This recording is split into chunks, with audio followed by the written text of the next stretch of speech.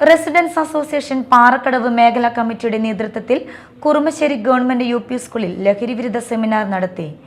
Cinema താരം പുളിയനം പൗലോസ് seminar ഉദ്ഘാടനം ചെയ്തു. ഒരു കുറവായിട്ട് കാണണ്ട.